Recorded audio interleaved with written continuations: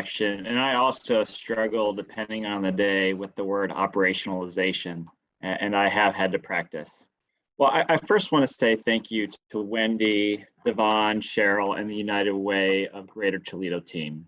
I've been so impressed by this conference and the speakers. Much of what everybody's talked about the past 2 days, we've struggled with at United Way Worldwide as a network. And really what we're going to share today is the culmination of so much of the discussion into what we want to be. And when we talk about United Way and the 201 networks and our use of data, what we want to operationalization isn't just taking data and building models, it's actually trying to transform the operations of our business to be our best selves. And that's what we're going to talk about. So we're going to do some high level stuff to start off, and then we're going to deep dive into these 2 strategic initiatives as to really how we're going to leverage data. I'm going to share my screen. Can everybody see my screen? Somebody's got to say yes or no.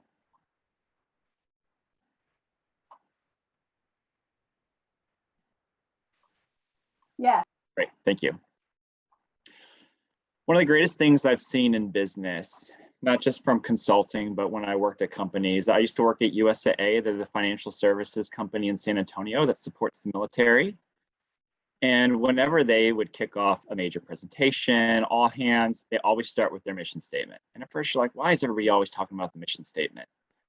But then you realize it truly is the culture, and all the decisions, everything that happens organizationally revolves around that mission statement.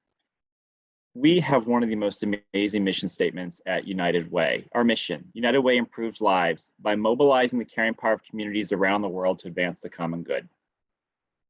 And in a digital age, we are struggling to meet this mission statement the way that we've met it in the past, especially with mobilizing the caring power of communities. When you think of mobilizing the power of communities, digital's everywhere, and we have to have digital capabilities on par with normal companies to be able to do that effectively going forward. And then even the word communities. Historically, there's 1,048 United Ways across this country, and historically we've looked at communities as lines on a map, right? The geographic boundaries that each United Way supports. But now there's so many different ways to define community. And how is United Way going to be the United Way, not just for those geographic bound communities, but every community?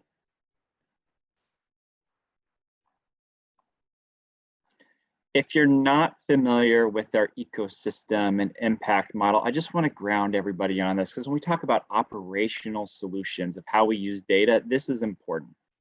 And United Way Worldwide, we support our network. There's 1,048 United Ways across the United States. Like I said, we've got 200 more globally. Each local United Way, they're the ones who are the experts in their community. They're the ones who are engaging businesses and employees and individuals in philanthropic opportunities. They're the ones who are working with nonprofit partners and providers to deliver impact in communities and for individuals. But this model is absolutely shifting from what we're seeing. And there is an opportunity, and you can see I put it in red, where we need help. And it's how United Ways start to engage individuals in their communities directly, whether they're individuals who want to help or individuals who need help. And across our network, we're seeing more and more direct services than ever before. We do not have the infrastructure as a network to support this as effectively and efficiently as we want, but that's where we're starting to build new operational capabilities that we'll get into. Ultimately, what we want to do is build this Insights United ecosystem. And yes, as United Way, we always have to have United in whatever program we're going to launch. But when it comes to data and analytics, ultimately, we want to build a machine. It's not just being able to take data sets and analyze them. It's how you embed data and the insights back into operations to where you're automating capabilities. There's so many different data domains. You saw that ecosystem, these data domains that we have to be exceptional at. And transparently, we're not exceptional, everyone. We've got data everywhere, and we don't use it to the level that we need to. Some of the data is great, some of it's not. Our reporting capabilities are different maturity levels across the board, one United Way to the next. And here's just an example of some of these data domains that we know we have to be exceptional at. There's a lot more data domains that we have to master. And so when you look at United Way Worldwide in partnership with our US network, there's all these functional domains that we support. We support a US network. We also support an international network. We support resource development activities, so your fundraising, digital transformation, and of course, impact in 211. And if you're not familiar with 211, we're going to talk a little bit about it later on. For all of these areas, they've got different types of data sources, data that we collect at the local level, at the national level with 211s. And oftentimes, they're just disparate sources. There's not a lot of connectivity, and there's not a lot of keys to tie them together. For us to compete on par with normal companies now and be able to deliver the mission, our mission, the way that people expect us to, we have to master all these areas and not just master them, but be able to tie and leverage the data across these domains. And so there's several data insights competencies that every company has to be great at. And many of them don't even realize that these exist. Most people know the second one, performance management. Oftentimes, as an analytic leader in an organization, you go and talk with different business leaders and they say, build me out some dashboards, do some reports, some analysis, build some models, tell me what's working and what's not. Unfortunately, what's often overlooked in that circumstance is the first one, which is performance measurement. And what are the right definitions of success? Do I even have the right data to do it? And for the operational systems that we want to understand, were they even designed to measure outcomes, measure what matters? Oftentimes they're not. And so if you can get these first two right, when it comes to maturity of operationalizing your data, there's this third capability that is really what's taken off in business, for-profit companies, and it's very nascent or early on in the nonprofit space. And it's how you start to operationalize data and insights and analytics, where it becomes the solution. And our ability to start to respond in real time.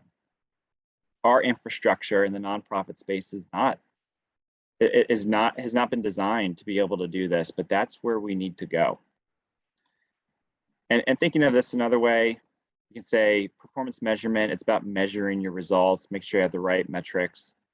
Performance management, then monitoring what's working, what's not, monitoring those results. And it's this last step, operationalization. That's where you drive and deliver that value. And so it's not as easy as just building a bunch of models. And I'll give you a real life use case around donors. Because at United Way, we do a lot of fundraising, and donors is one of the space that we want to try and mobilize to drive impact. But we've got business strategies. So normally companies would have their business strategy. What are you trying to achieve? And then you've got this data foundation. Again, all those data domains that you have to master. When it comes to donors, we want to know everything we can about them. We want to leverage the internal data, but also augment it with external data. And then you want to be able to have integrated applications. So again, not having everything in these disparate systems, but how can you start to tie together data to really tell that story? So have that right data foundation. That's 90% of the work. The last 10% is in these next phases. Right? So getting the data right is the hardest part. I often get asked when it comes to analytic capabilities, I meet with United Ways and consult all the time. They ask me, well, help me with my segmentation. Great analytic use case. And then I said, well, what are you going to do with it? Like, let's say we do a great job of segmenting your donor base. What are you going to do with it? And most United Ways don't have a response. And what I mean by that is, it's not just about building the analytic capability. If you're going to build segmentation, you have to be able to target differently, message differently, identify audiences differently, which is really where that operational comes into play. So here's some analytic use cases: donor segmentation, being able to identify donor triggers, understanding the needs of donors.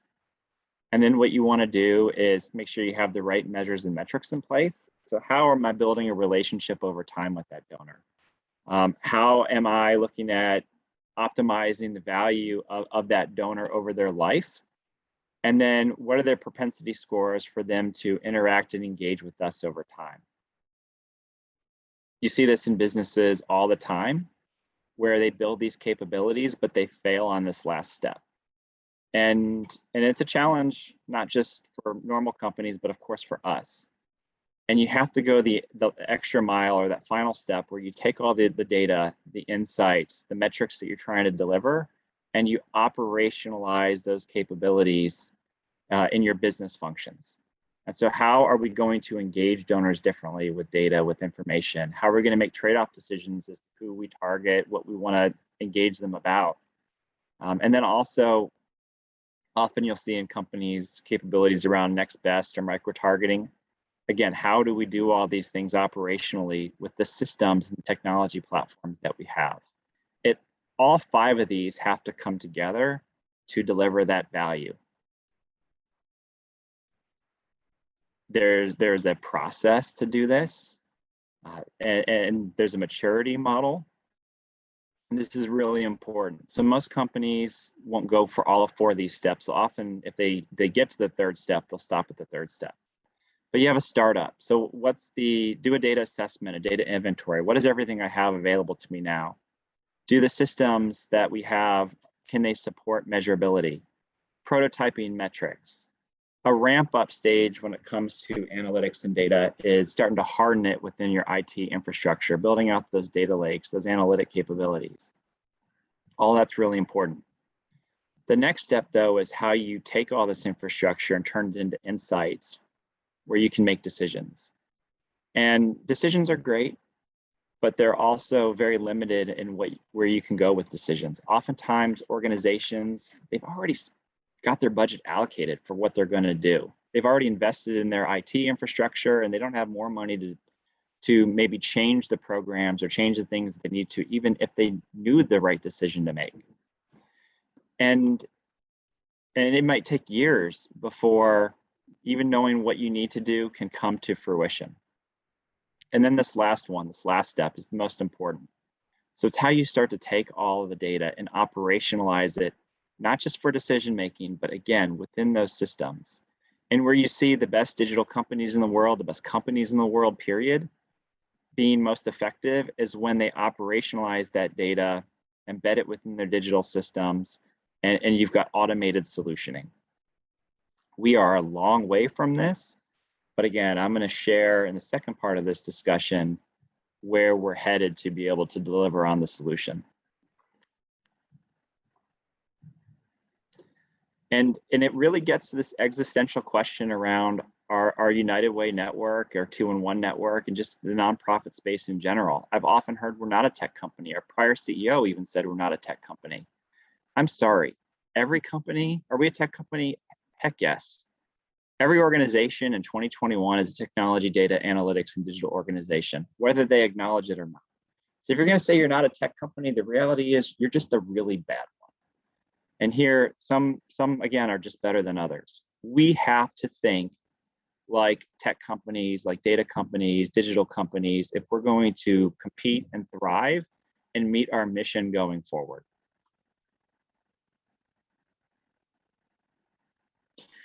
And so, again, you get into this discussion then of operational versus analytical data usage. We've heard a lot of amazing use cases over the last day and a half on analytical data usage. The hard reality in a lot of companies I've consulted at is just their operational processes and systems also fail to support these goals. We've got the most noble mission, we've got the most noble goals when it comes to how we want to leverage insights, deliver impact at scale from community to community. But again, the way that we do it operationally, it needs to change and keep pace with the way the world works. And here, the challenges that most companies have, these are the same challenges that we have.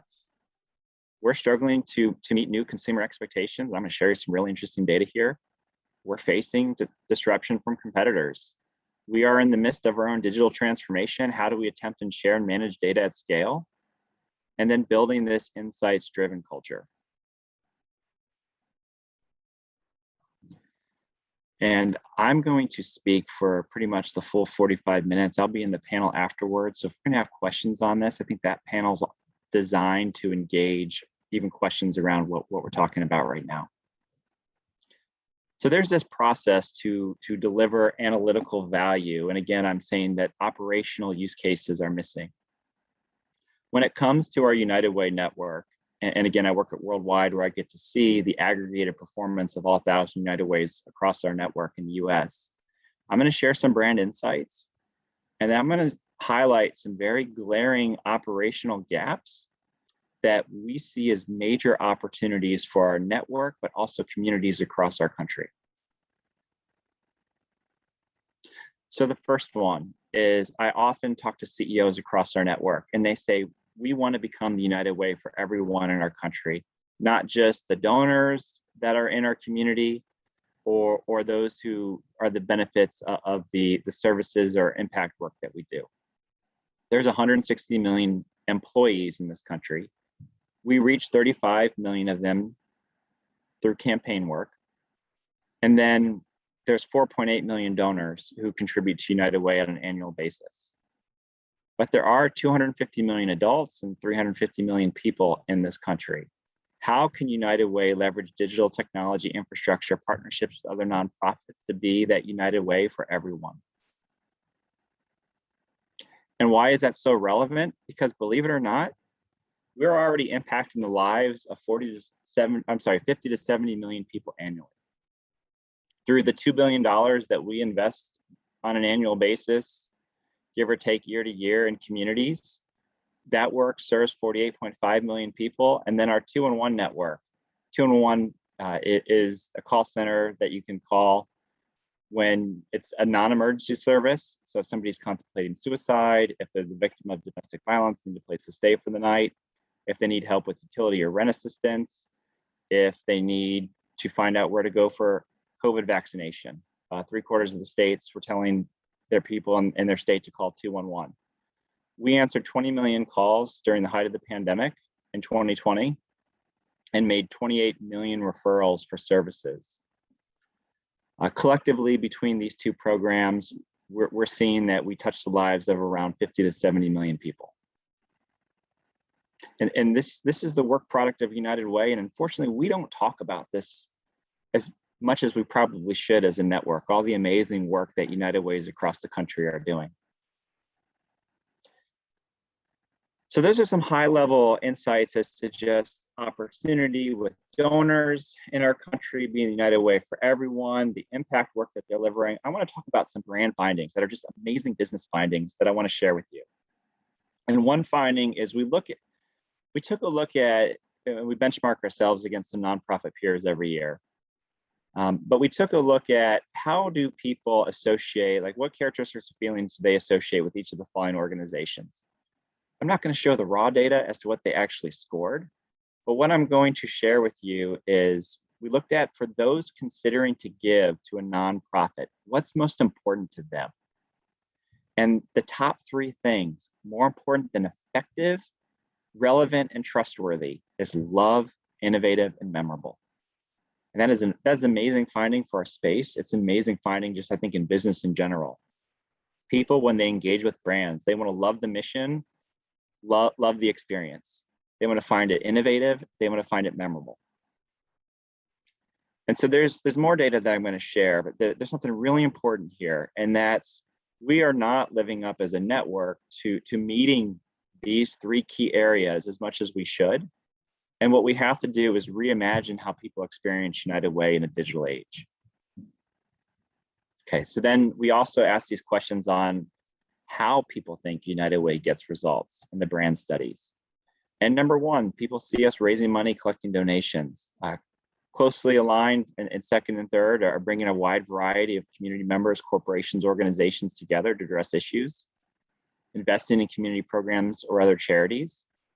And then 4th and 5th, closely aligned here, are providing a platform through which people can connect with issues they care about and engaging in public policy and advocacy work to advance critical issues.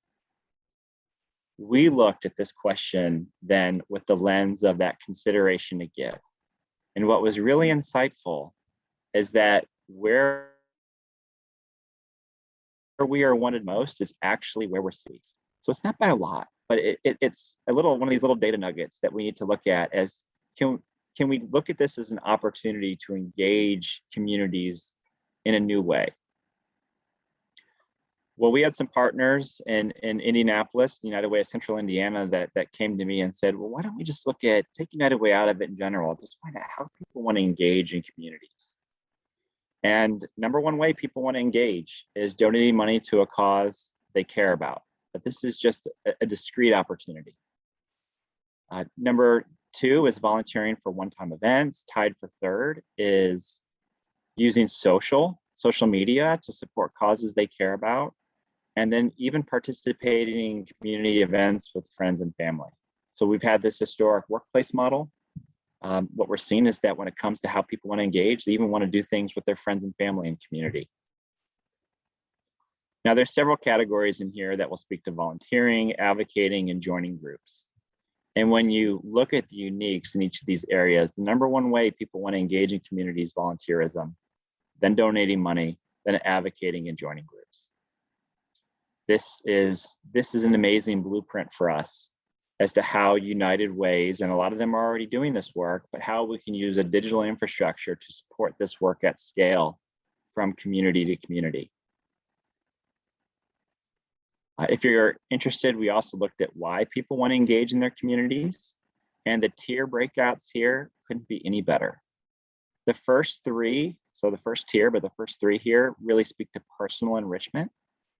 Supporting a cause or issue that I care about, feeling good about helping my community, my ethical, moral, religious, spiritual beliefs.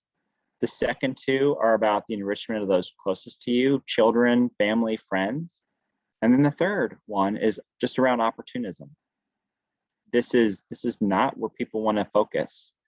So how does United Way in 211 really start to bring to life and meet these higher order need states that are important to individuals?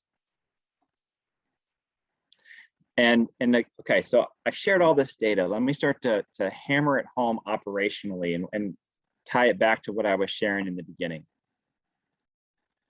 We estimate, in talking to United Ways across our network, that there's roughly 10 million people coming to our websites across the network every year, twice as many who donate to us through the workplace.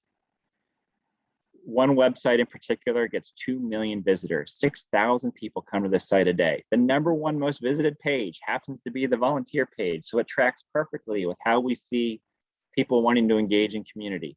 And they see us as that destination.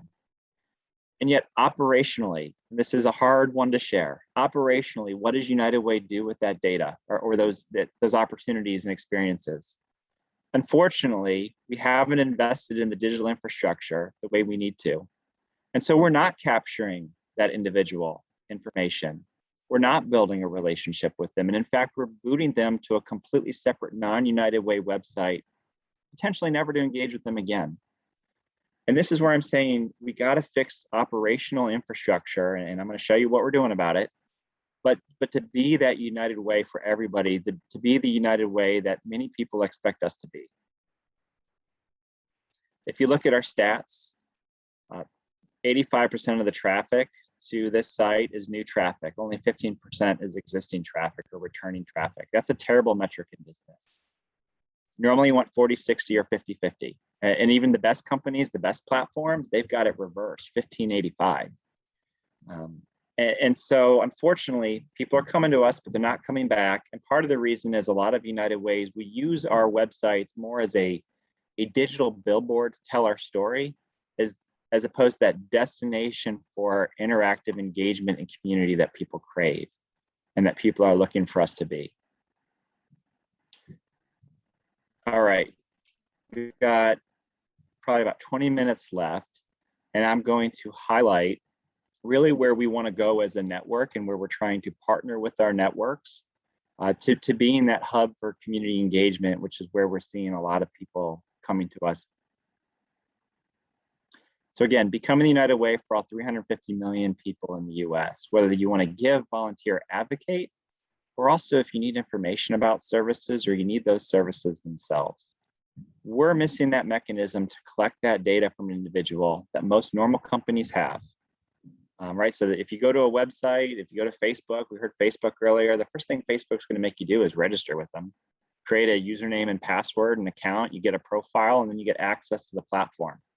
We don't have that as a network, but that's what we're going to be building. So as people come and give, volunteer, advocate, and then take advantage of services, we want them to get a benefit for that. We want to be able to establish that lifelong relationship with them, but have them engage in their community. And so it's this concept for being the destination for community connectedness. And we don't think anybody's better positioned than us with a 135-year track record in hyper-local focus. We know we need people to love us. We need to build these meaningful relationships. There's 1,048 United Ways across the country. Each of them has their own infrastructure. They've been building it on their own for our history. How do we start to deliver consistent experiences from one United Way to the next?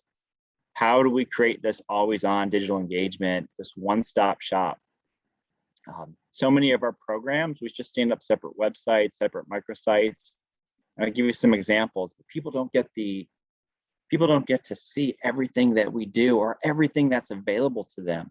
How do we start to consolidate that so that we're meeting more needs for individuals and they're getting access to everything they need or have available to them?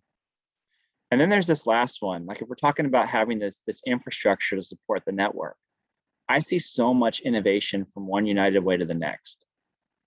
And if somebody builds something in one United Way and they use a technology solution, it's almost impossible to scale it across our network the way that we're designed. And a lot of what we'll do is we'll try and share best practices, but you can't share best practices across 1,048 United Ways to be able to deliver the kind of impact that we want to at scale, but also meet those consumer expectations the way people do in a digital society. So we're also building an infrastructure where we partner with United Ways. As communities are coming up with amazing innovation, for us, if we've got the infrastructure, we can easily turn it on and deploy it to the rest of the network. And I'll give you some really exciting examples here. So again, part of this is building a universal individual profile where people can start to engage, not just at a cursory level with United Way, but really build a relationship with us on par with how people expect to engage with other organizations. I did reach out to a lot of my buddies when I used to work at USAA. They're all in higher levels of leadership, especially in the IT area. They don't have a vested interest in this in terms of trying to sell us something. And they helped us architect a solution that could support our network. And we actually had 15 United Ways partner with those strategic sessions.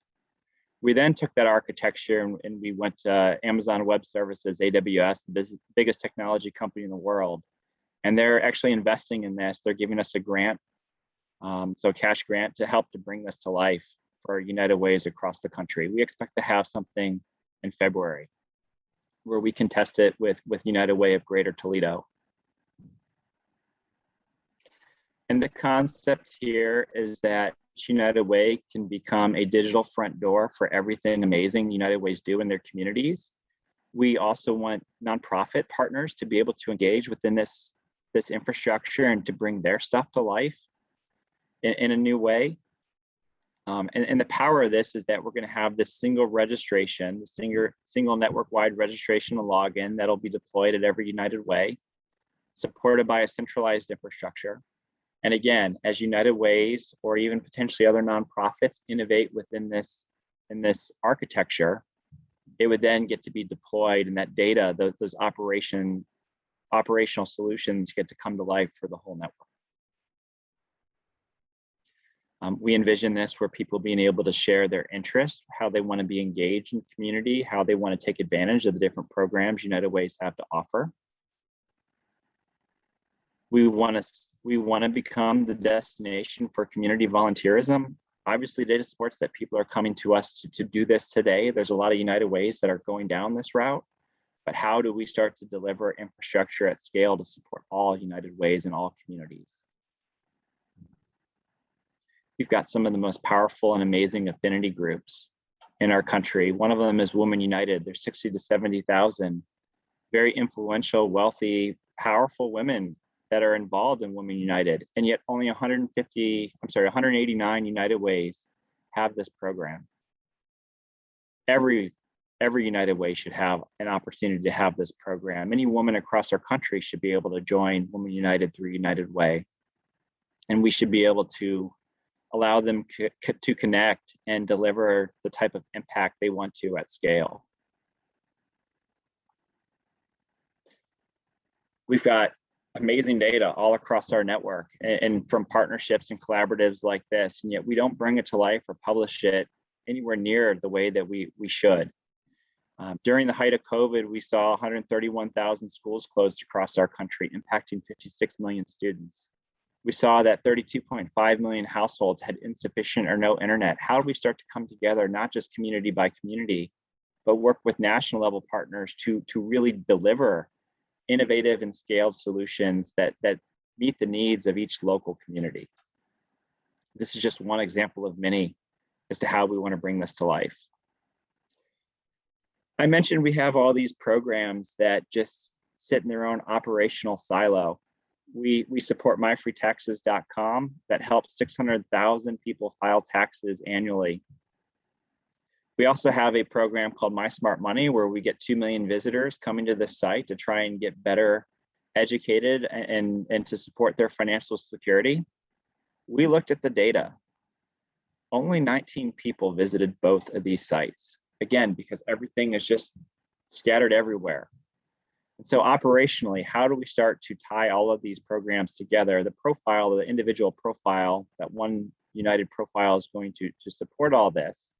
But the key here is, how do we broaden the exposure to these individuals and make sure they're getting not just filing their taxes if they need help, but getting that help around financial security and financial stability because of the programs that we have year round. And what I love is that as United Ways across our network are seeing these capabilities that we're going to start to deploy at a national level in support of those United Ways, they're starting to take ownership and seeing themselves in this infrastructure. And one of our partners, United Way Metro Chicago, they said, well, here's 6 areas of programming that we do that we would want to bring to life in a whole new way. And I'll just give you an example. The first one, public programming. This last year, they launched 3 different types of opportunities that they wanted to educate individuals on within their communities. Some of these had 13,000 registrants. And unfortunately, if somebody were to register through one of these today and then want to go and register for another one tomorrow, they have to re-enter all their information. The infrastructure that we're building, you register once, but then you get access to everything over time and you can engage whoever you want. And even if we had the national level infrastructure, some of these sessions, even like today's session that we're having, or these 2-day session, I could imagine people across the country wanting to register for a session like what we discussed. Right now, it's just held to who we are. But if we had this national level platform, this session could have been broadcast nationally. And I guarantee a lot of others would have wanted to participate. Heck, even at the state level. So there's this really exciting infrastructure that we're building in support of our network to have United Way show up the way people expect. But I want to call out again the 211 National Data Platform. And this is America's best kept secret. There are 243 call centers across our country that answer 20 million phone calls every year for those in greatest need. And these aren't like 911 for emergency services. These are those non-emergency services. And at those 243 call centers, we've got a repository of 900,000 information referrals that can be made, or resources that are available to communities across this country. Now, what we're doing at the national level is we're partnering with those 211s and we're aggregating this data so that it doesn't just live in silos, but we can start to provide capabilities on par, new capabilities at a national, regional level that we're just missing out on today. And we're building one of the most powerful data sets in this country that looks at curated data on resources that are available in real time, call volumes in real time, and need types. During COVID, when it first hit in March of 2020, we saw 300% spikes in real time for need for food, for need for rental or utility assistance. And yet again, operationally, we got this data. How can we start to partner with a lot of the colleagues that we've heard speak in the last 2 days, how can we start to partner with you, get you access to this information, to partner in collaborative so that we're optimizing resource delivery. The data infrastructure that we've got here is Microsoft Azure. So whereas the direct-to-consumer infrastructure is leveraging AWS, here's an example where we're partnering with Microsoft Azure. If you're curious, we have 25 states fully or partially represented on the national data platform. Our state has got 4 of our 13 2-in-1s on it, and we're in conversations with the other 9 to get them on the platform. We could do something special for Ohio. And I say us, I live in Columbus, so I think that was mentioned earlier. But I live in Columbus, so our state, I've got a vested interest in seeing us get those final 9 and us partnering to see what we could do at our state level. With all of the discussions that we're having, I see us getting to 30 United Ways and 2-in-1s, because a lot of United Ways will run 2-in-1s in their states. I see us getting to 30 by the end of 2021, so the start of 2022, and I see us having full coverage as a national platform, and 2-in-1s being able to operate at the national level by the end of 2022. So very exciting, very, very exciting as to what we're going to start to be able to offer and how we can use this data in new ways. And let's talk about how we use this data in new ways, some real life use cases that we're supporting. One of them is addressing hunger. We've got a program where we're partnering with DoorDash and Lyft at the national level. I think there's about 20 to 30 communities that are doing this nationally. But it's called Ride United, and this last mile delivery. One of the use cases is being able to deliver foods directly to individuals in need. And during COVID, people were having to wait 6 hours in line at a food bank. That's not equitable. If somebody's having to wait in line at a food bank, they probably lost their job, their means of income. And waiting 6 hours in line isn't giving them the opportunity to go out and find something else. And so the dream would be with the profile that we've got, right? Somebody goes onto their phone, they say, I need help, I need food. And through these partnerships, the food is just delivered to their door within an hour. Like, we're not there yet, but that's where we're trying to get to.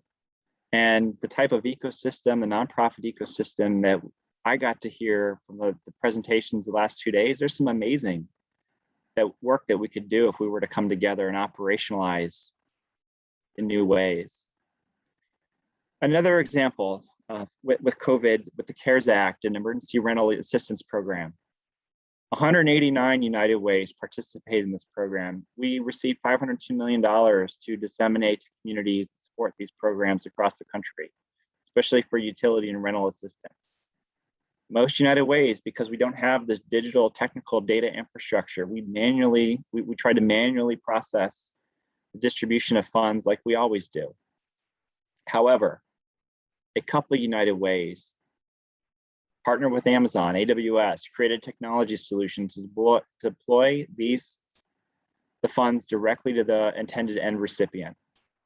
Again, as we're building out this national level infrastructure, the beauty is going to be we can just take that code from the United Ways that are innovating and scale that innovation across our entire network. So every United Way, not just every United Way, every community benefits from these types of programs. This is coming. This is coming within the next couple of years.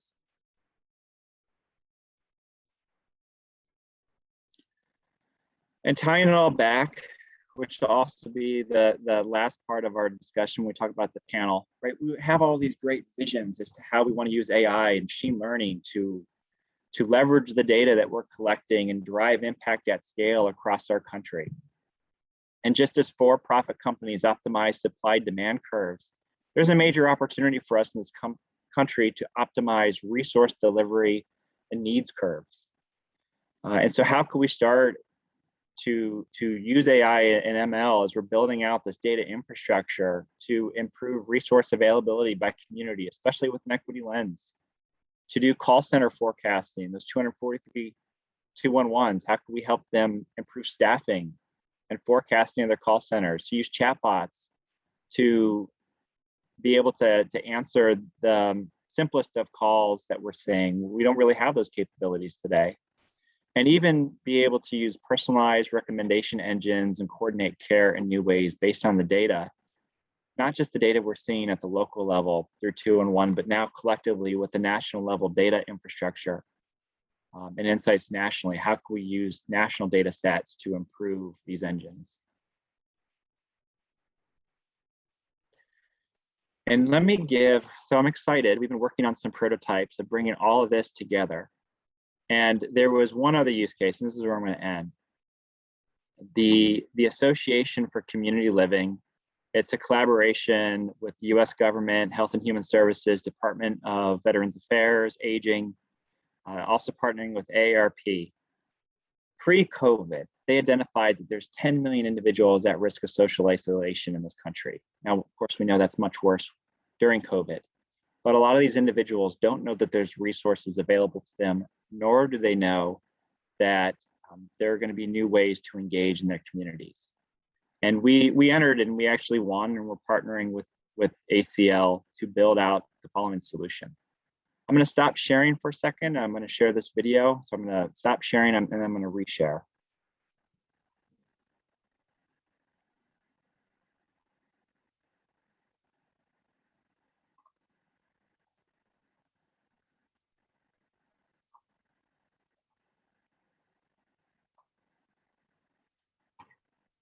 So hopefully you can all see and hear this, but this was our concept video. And please take note at the end, because when you see the data of resources popping up in real time, we built an API into the national data platform for 2-in-1.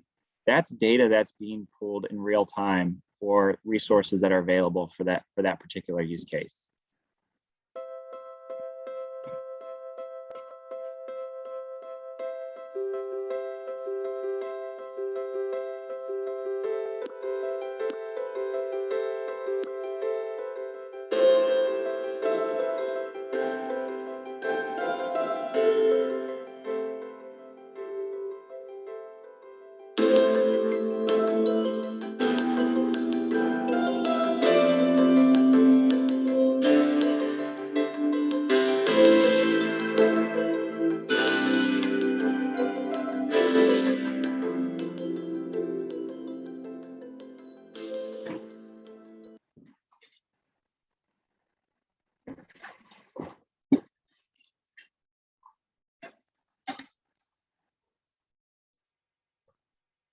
Let's see if I can escape out of these.